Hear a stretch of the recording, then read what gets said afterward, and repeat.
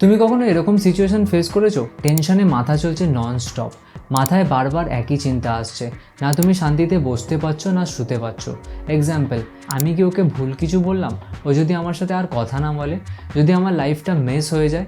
The more I thought দি ওয়ার্স ইট কট। আর এই চিন্তাটা আমাদের লাইফকে ধীরে ধীরে খেয়ে ফেলে। কিন্তু একটা সিম্পল 10 সেকেন্ডের ট্রিক আছে যা দিয়ে তুমি ইজিলি নিজের ব্রেনকে কন্ট্রোল করতে পারো।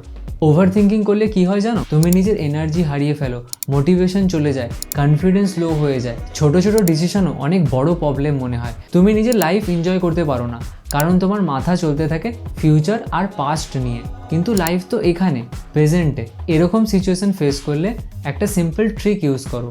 জাস্ট পজ, নিজের চোখ বন্ধ করে একটা ডিপ ব্রেথ নাও। তারপর চারপাশে দেখো, কি শুনতে পাচ্ছ, কি দেখতে পাচ্ছ, কি ফিল করছো। নিজের হাতের ওপর হাত রেখে স্পর্শ ফিল করো।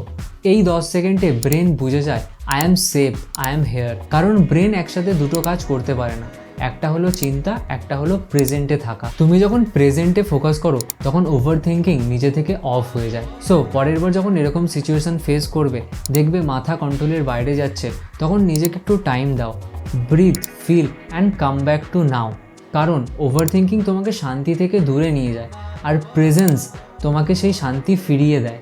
রিমেম্বার, তুমি নিজের থটস না, তুমি তাদের অবজারভার।